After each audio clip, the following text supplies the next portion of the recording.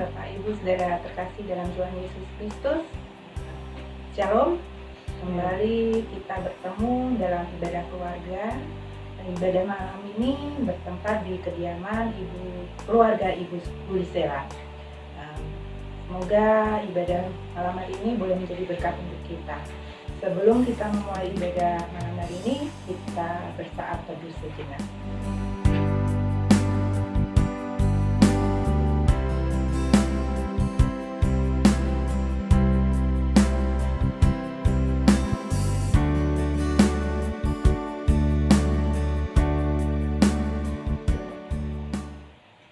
Bapak saudara yang terkasih dalam Tuhan, selamat malam. Kita berjumpa kembali dalam ibadah keluarga pada malam ini. Saya bersama dengan keluarga Ibu Hulisela. Kita bersama-sama beribadah dan kiranya ibadah kita berkenan di hadapan Tuhan. Mari kita mengambil satu teduh sejenak.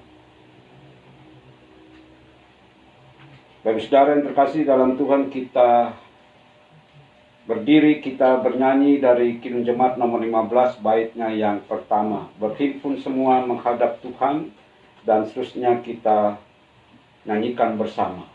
Berhimpun semua menghadap Tuhan, dan pujilah Dia pemurah benar. Berakhirlah segala pergumulan, diganti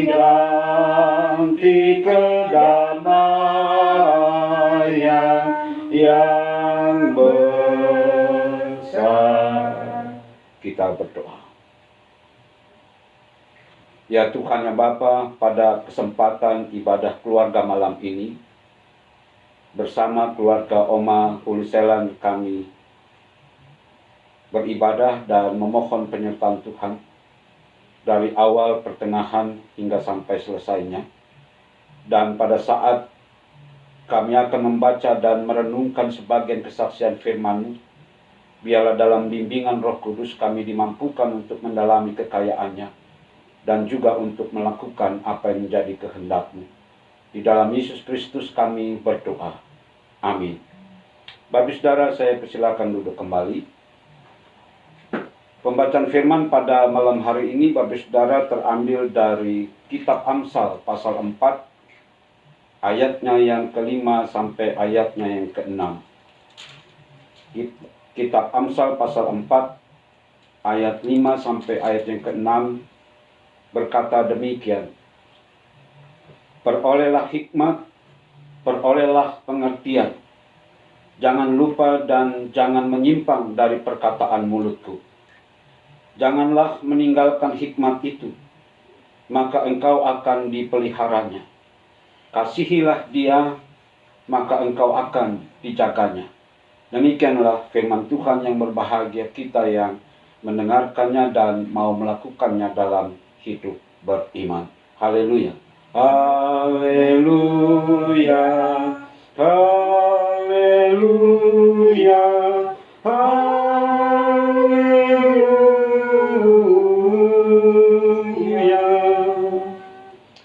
Bapak saudara yang terkasih di dalam Tuhan, masih dalam semangat HUT ke-61 Persekutuan Anak GPIB, juga dalam semangat tema pada bulan September dalam materi-materi pembinaan bagi umat.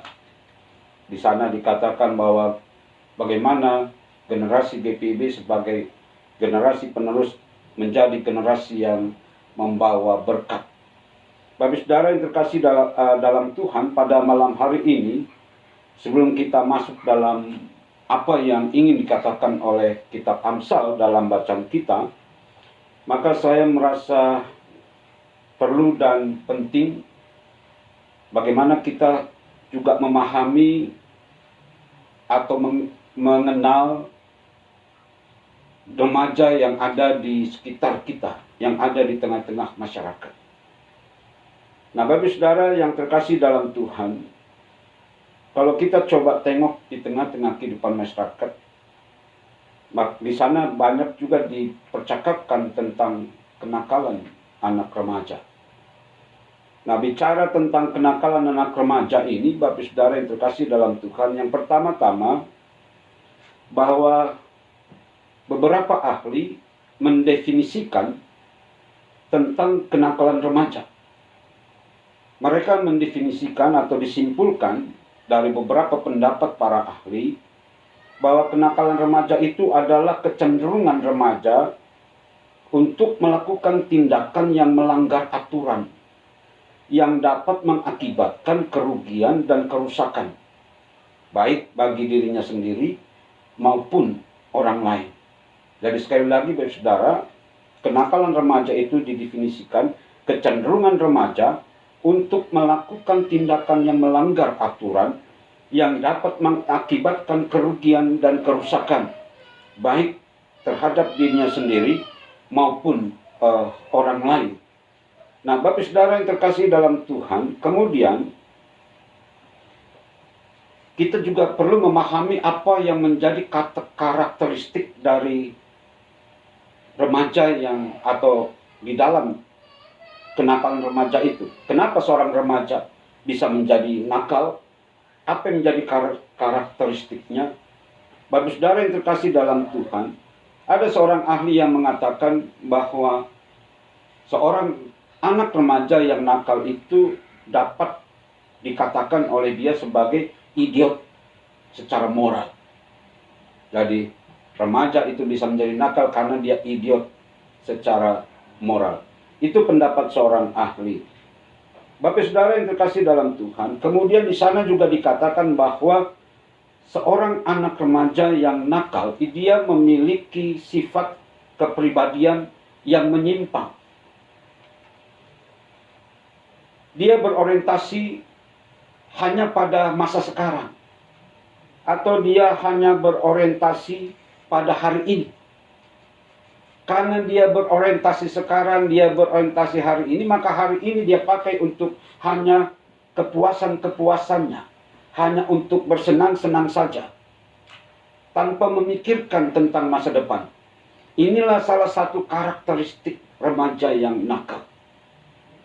Sekali lagi bahwa dia tidak pernah memikirkan tentang hari esok. Dia tidak pernah memikirkan tentang masa depannya. Kemudian seorang anak remaja yang nakal, dia punya karakteristik secara emosional dia terganggu. Jadi emosional dia terganggu. Dia tidak mengenal yang namanya norma-norma kesusilaan, norma-norma dalam sosial masyarakat, itu dia tidak peduli. Dia tidak sama sekali kenal. Kemudian seorang remaja yang nakal, dia juga memiliki satu karakteristik bahwa dia menjadi pribadi yang tidak bertanggung jawab. Dan remaja yang nakal punya karakteristik dia suka dengan tantangan. Bahkan dia suka dengan sesuatu yang bahaya. Baik itu bahaya untuk dirinya sendiri ataupun bahaya untuk orang lain. Tapi dia suka dengan bahaya. Itulah karakteristik remaja yang nakal. Dan dia tidak memiliki kedisiplinan. Dan dia tidak memiliki kontrol di dalam dirinya. Jadi dia merasa bebas karena dia tidak mampu mengontrol dirinya. Nah, Bapak Saudara yang terkasih dalam Tuhan, salah satu jenis kenakalan remaja itu adalah salah satunya dipakai istilah kenakalan terisolir. Ini istilah-istilah yang dipakai. Salah satunya sekali lagi adalah kenakalan yang terisolir. Apa yang ingin dikatakan kenakalan yang terisolir ini, Bapak Saudara? Bahwa si anak ini dia dibesarkan dalam keluarga, tapi tanpa atau sedikit sekali mendapatkan dukungan, mendapatkan pembinaan dari orang tuanya. Dia tidak dilatih dalam hal kedisiplinan yang teratur. Dan akibatnya bahwa si anak itu tidak sanggup menginternalisasikan norma hidup yang normal. Jadi sekali lagi Bapak Saudara, karena dia tidak dibimbing, dia tidak diarahkan, maka yang terjadi pada dirinya bahwa dia sangat sulit untuk bersosialisasi dan sebagainya. Kenakalan yang seperti ini Bapak Ibu Saudara disebabkan juga oleh faktor lingkungan, terutama tidak adanya pendidikan. Jadi kalau bicara lingkungan, pertama-tama Bapak Saudara bukan lingkungan di luar sana, tapi lingkungan keluarga. Jadi dalam lingkungan keluarga dia tidak mendapatkan pendidikan. Kemudian sehingga anak cenderung melakukan sesuatu sesuai dengan kehendaknya sendiri. Itu sebabnya mereka itu seringkali menganggap orang lain itu sebagai cermin dirinya. Oleh karenanya setiap orang harus mengikuti apa yang menjadi kemauannya, apa yang menjadi kehendaknya. Nah, ketika orang tidak melakukan kehendaknya, maka muncullah pemberontakan, bahkan bisa terjadi yang tadi dikatakan bahwa remaja yang nakal itu dia bisa merusak dirinya sendiri, dia juga bisa merusak atau menyakiti orang lain. Begitulah pengenalan kita tentang remaja nakal yang sekali lagi juga menjadi perbincangan di tengah-tengah masyarakat kita.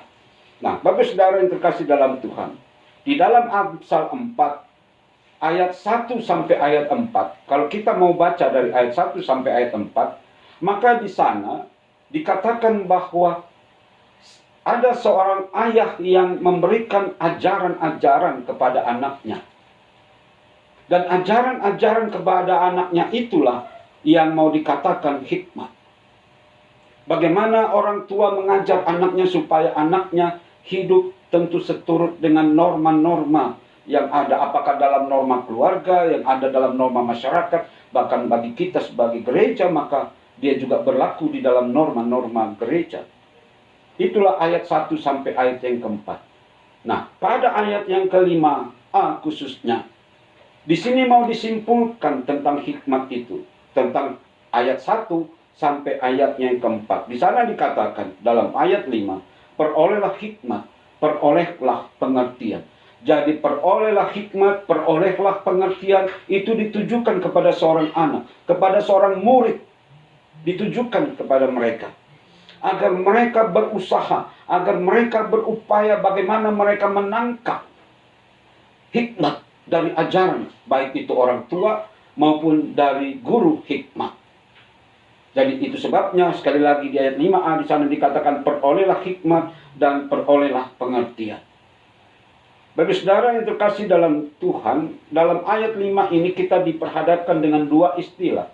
Perolehlah hikmat dan perolehlah pengertian. Di sana ada istilah hikmat, di sana ada istilah pengertian. Bagaimana kita mau memahaminya ini Bapak Saudara? Bahkan kedua istilah ini dapat kita pahami bahwa di satu sisi pengetahuan dari ajaran itu, apakah itu dari orang tua, apakah itu dari guru hikmat, atau kalau sekarang boleh katakan dari guru sekolah, bahwa ajaran itu ditujukan kepada agar memiliki sang anak atau sang murid itu memiliki keterampilan secara teknis. Itu yang pertama. Memiliki keterampilan secara teknis. Itu sebabnya dikatakan tadi perolehlah pengertian supaya dia punya keterampilan secara teknis. Yang kedua, dengan istilah hikmat di sana lebih mau ditujukan kepada pengetahuan moral. Dalam pengetahuan moral di sana si anak atau si murid diajar untuk memahami mana yang benar, mana yang tidak benar. Itulah hikmat. Jadi Bapak Saudara yang terkasih dalam Tuhan, sekalipun dikatakan peroleh hikmat, peroleh pengertian, pada intinya keduanya ini bicara tentang hikmat. Dan lebih ditujukan kepada pemahaman atau pengetahuan tentang moral. Itu harus dimengerti oleh si anak ataupun si murid. Sehingga Di dalam kehidupannya, dia punya keterampilan teknis untuk mengetahui mana yang benar, mana yang salah, atau mana yang tidak benar. Jadi, pengetahuan moral itu yang lebih ditekankan di dalam bacaan kita. Nah, itu sebabnya, Bapak Saudara yang terkasih dalam Tuhan, di dalam ayat yang ke-6, di sana dikatakan, janganlah meninggalkan hikmat itu, maka engkau akan dipeliharanya. Bapak Saudara yang terkasih dalam Tuhan, di dalam ayat yang ke-6 ini, bagaimana ketika seorang murid, dia telah memperoleh pengetahuan, dan dia telah mendapatkan pengetahuan tentang moral, mana yang benar, mana yang tidak benar. Maka di ayat yang ke-6 di sana sekali lagi dikatakan, oleh sebab itu, karena pengetahuan ini menuntun kamu dalam kehidupan yang benar, maka jangan kamu meninggalkan hikmat itu. Jangan kamu meninggalkan pengetahuan itu. Artinya, Bapak Saudara, bahwa kalau hikmat itu berdiam dalam kehidupan seorang anak, berdiam dalam kehidupan seorang murid, maka hikmat itu akan menjadi batas-batas kehidupannya. Dia memiliki batas dengan mengetahui mana yang bisa dia jalani, mana yang tidak bisa dia jalani. Itu berarti dia memiliki batasan dalam hidupnya. Atau mau dikatakan dia punya filter. Mana yang sampah dia buang, mana yang baik dia ambil.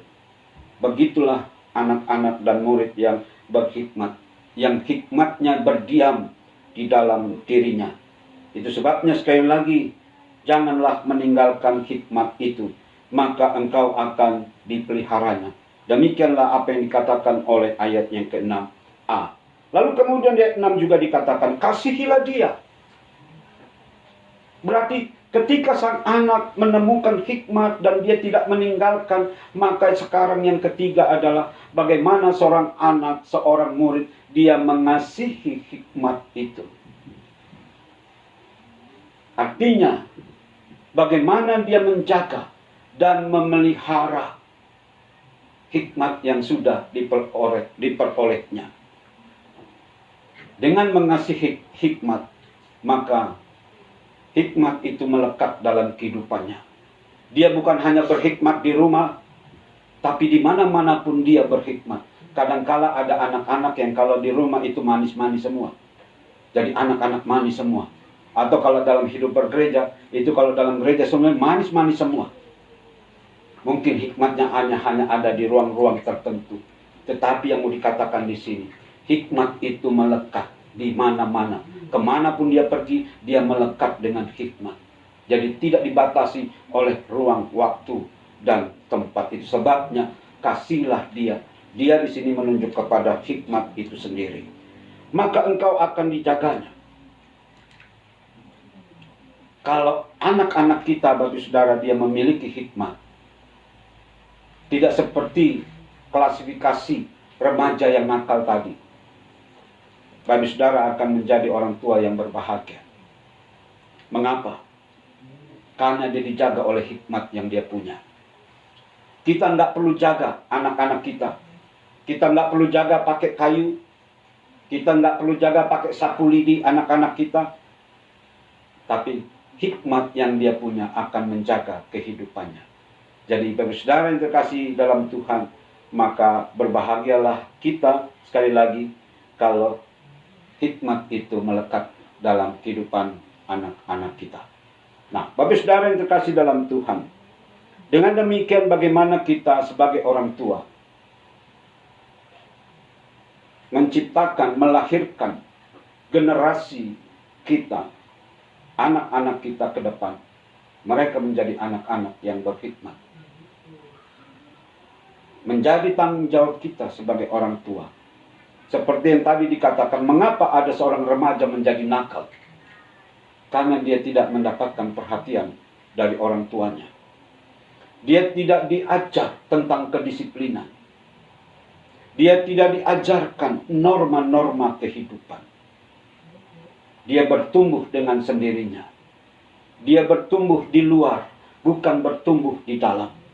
Dan akhirnya ketika anak-anak kita dia bertumbuh di luar, maka kita seringkali sebagai orang tua kita menjadi kesulitan untuk mengarahkan anak-anak kita untuk sesuatu yang baik. Itu sebabnya Bapak Saudara, kita sebagai orang tua diberi tanggung jawab yang besar oleh Allah, agar anak-anak yang dititipkan oleh Allah di dalam kehidupan kita, kita benar-benar persiapkan dia menjadi anak-anak Allah yang berhikmat, bukan menjadi anak-anak Allah yang terjebak di dalam kenakalan remaja. Firman ini memberikan dorongan dan kekuatan kepada kita, pada orang tua, agar kita menjaga anak-anak kita. Jangan sampai sekali lagi dia terjebak dan jatuh di dalam kenakalan remaja. Tetapi anak-anak kita menjadi generasi gereja, menjadi generasi bangsa yang memiliki hikmat. Kiranya firman ini menjadi landasan dalam kehidupan kita masing-masing dalam rumah tangga dan keluarga, untuk secara serius, untuk supaya lebih sungguh-sungguh memperhatikan kehidupan anak-anak kita. Inilah yang menjadi kehendak Tuhan. Tuhan memberkati kita semua. Amin. Baik saudara yang terkasih dalam Tuhan, mari kita naikkan doa syukur kita. Mari kita berdoa. Ya Tuhan, ya Bapa, atas firman-Mu yang sudah kami dengar, maka kami sebagai orang tua terpanggil untuk lebih sungguh-sungguh memperhatikan kehidupan, pertumbuhan anak-anak kami. Biarlah ketika anak-anak kami semakin menjadi besar, ketika anak-anak kami menjadi remaja dan menjadi dewasa, maka melalui firman ini Engkau mengingatkan kami sebagai orang tua untuk mempersiapkan anak-anak kami untuk masuk di dalam kehidupan atau masuk di dalam dunia mereka. Ya Tuhan, ya Bapa, kalau tadi kami berbicara tentang kenakalan remaja, maka tentu kenakalan remaja itu tidak kami perkenankan untuk ada di dalam kehidupan anak-anak kami. Untuk itu Tuhan Bapa, kami juga mau berdoa bagi anak-anak kami, agar mereka mau mendengarkan, baik itu perintah, baik itu nasihat bagi mereka. Ajarlah mereka untuk mengerti setiap nasihat, setiap perintah dari kami sebagai orang tua adalah hikmat baginya. Dan biarlah anak-anak kami juga memiliki hikmat itu. Mereka menjaga hikmat itu, memelihara hikmat itu di dalam kehidupan mereka. Sehingga kami sebagai orang tua, kami tidak menjadi cemas dimanapun anak kami berada. Karena anak-anak kami dimanapun dia berada, dia menjadi anak-anak yang menciptakan, yang melahirkan kebaikan, baik bagi dirinya sendiri maupun bagi teman-temannya. Ya Tuhan, ya Bapa, di dalam kesempatan doa ini, biarlah kiranya firman ini juga menjadi bagian dari kehidupan keluarga Oma Huliselan. Biarlah kiranya anak-anak atau cucu-cucu di rumah ini, biarlah kiranya mereka juga bertumbuh di dalam hikmat yang dari Tuhan. Sehingga mereka menjadi anak-anak yang manis, yang taat pada orang tua, yang taat pada omanya, bahkan mereka mampu menerima setiap ajaran yang diberikan oma atau orang tua mereka. Sehingga anak-anak di tempat ini pun mereka bertumbuh di dalam hikmat. Untuk itu ya Tuhan, ya Bapa, kami secara khusus berdoa untuk Oma Huliselan di dalam pergumulan hidupnya di masa tuanya. Biarlah apa yang tidak terkatakan, tidak terucapkan dalam ibadah ini, kiranya Tuhan mendengarkan setiap suara hatinya, doa-doa yang dipanjatkan kepada Tuhan. Biarlah kiranya semuanya itu berkenan di hadapan Tuhan, dan Tuhan mewujudkannya. Kami juga berdoa untuk anak-anak yang ada di Semarang, khususnya bagi Erik yang ada di Kalimantan. dengan segala keberadaannya. Kami mau serahkan seluruh anak-anak yang sudah berkeluarga, biarlah Tuhan berkati kehidupan rumah tangga dan keluarganya. Dan bagi Erik khususnya di dalam pergumulannya di Kalimantan, dalam pekerjaannya, biarlah Tuhan juga menolongnya agar ia dimampukan oleh Tuhan untuk dapat menikmati kehidupannya. Demikian juga Erik yang berulang tahun pada bulan September, juga Erlin yang berulang tahun pada bulan September ini. Kiranya Tuhan Bapa, Engkau juga memberikan kekuatan, memberikan hikmat kepada mereka, agar dengan hikmat itu mereka dapat memahami tentang kebaikan Tuhan, memahami tentang cinta kasih Tuhan, dan secara khusus pemeliharaan Tuhan di sepanjang kehidupannya. Untuk itu ya Tuhan yang Bapa, biarlah kiranya dengan pertambahan usia bagi Erik dan Erwin itu mendatangkan sukacita, mendatangkan syukur di dalam kehidupannya kepada Tuhan. Demikian juga secara khusus kami berdoa untuk keluarga Sowisa. Biarlah kiranya Tuhan Bapa, Engkau berkati kehidupan rumah tangga keluarga ini. Bapa Sowisa, kiranya di dalam pekerjaan Tuhan juga berkati, bahkan Tuhan terus berikan kesehatan kepadanya, sehingga Bapak Sowisa dapat menjalankan tugas tanggung jawab yang Tuhan percayakan kepadanya. Kami juga berdoa bagi anak-anaknya, Valeria, juga Nathan, di dalam tumbuh dan kembangnya Tuhan Bapa. Kami juga mau serahkan mereka di dalam penyertaan dan pemeliharaan Tuhan, sehingga mereka bertumbuh menjadi anak-anak yang baik, seturut dengan kehendak Tuhan. Demikian juga kami mau berdoa khususnya bagi keluarga yang ada di Ambon dan yang ada di Sorong, dengan seluruh keberadaan mereka masing-masing. Biarlah Tuhan melawat mereka, dan di dalam kuasa Tuhan, Tuhan memulihkan mereka. Demikian juga secara khusus kami berdoa untuk Ibu Erwin yang saat ini sedang sakit. Biarlah kiranya Tuhan Bapa, Engkau berikan kemampuan dia untuk menghadapi sakit yang dia derita pada saat ini. Biarlah dengan kekuatan yang Tuhan berikan, maka Ibu Erwin tetap ada di dalam iman dan pengharapan akan pertolongan dari Tuhan. Dan biarlah lawatan Tuhan juga membuat Ibu Erwin meyakini bahwa Tuhan juga tidak akan pernah meninggalkannya. Tuhan akan bersama dengan dia, merasakan menanggung sakit yang ia derita pada saat ini. Untuk itu ya Tuhan ya Bapa, kami serahkan Ibu Erwin di dalam tangan kasih Tuhan. Ya Tuhan ya Bapa, kami juga berdoa untuk seluruh warga jemaat yang ada di sektor 2 di tengah-tengah pergumulan dan tantangannya masing-masing. Biarlah lawatan Tuhan menguatkan mereka, lawatan Tuhan membawa seluruh warga jemaat yang ada di sektor 2, bahkan seluruh warga jemaat yang ada di Immanuel Semarang ini. Seluruhnya ada di dalam sukacita, ada dalam damai sejahtera, karena ada di dalam pemeliharaan Tuhan, karena ada di dalam pertolongan Tuhan. Bagi saudara-saudara kami yang sakit, biarlah kiranya Tuhan, biarlah Engkau juga berkenan melawat mereka.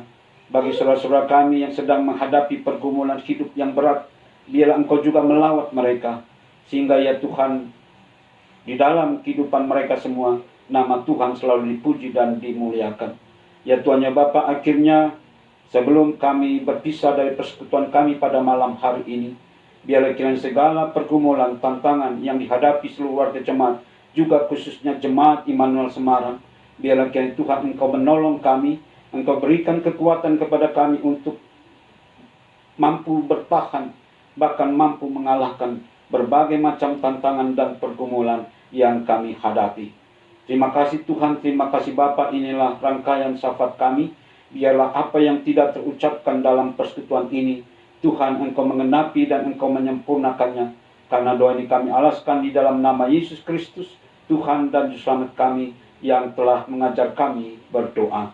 Bapa kami yang di surga, dikuduskanlah namamu, datanglah kerajaan-Mu, jadilah kehendak-Mu di bumi seperti di surga. Berikanlah kami pada hari ini makanan kami yang secukupnya, dan ampunlah kami akan kesalahan kami, seperti kami juga mengampuni orang yang bersalah pada kami. Dan janganlah membawa kami ke dalam pencobaan, tetapi lepaskanlah kami daripada yang jahat. Karena Engkaulah yang empunya kerajaan dan kuasa dan kemuliaan sampai selama-lamanya. Amin.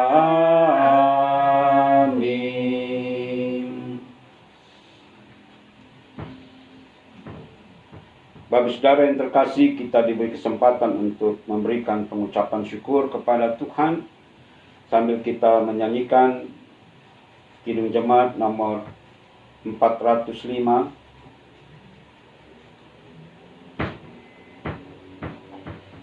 Baitnya yang kedua saja. Kaulah hikmatku, firman hidupku, dan seterusnya kita nyanyikan bersama. Kaulah hikmatku, firman hidupku, Kau besertaku dan ku sertamu.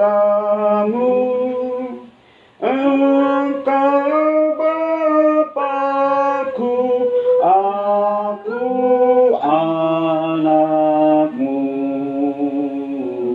Denganmu Tuhan, ku satu penuh. Bapak saudara, saya undang untuk berdiri.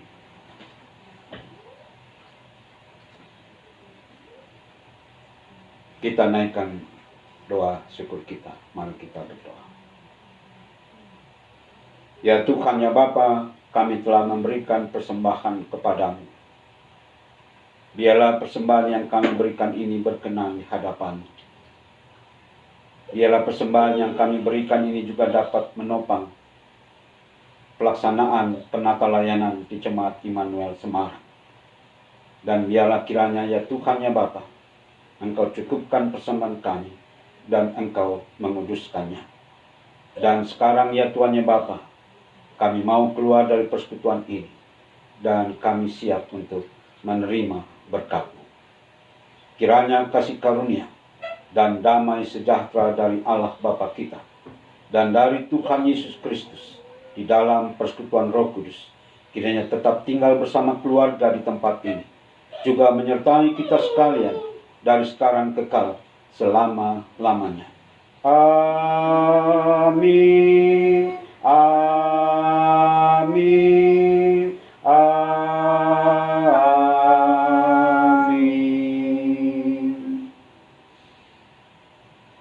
Dengan demikian ibadah keluarga pada malam hari ini selesai. Kita akan berpisah. Kiranya Tuhan memberkati Bapak Saudara yang ada di rumah. Dan kita berjumpa di Rabu yang akan datang. Tuhan memberkati.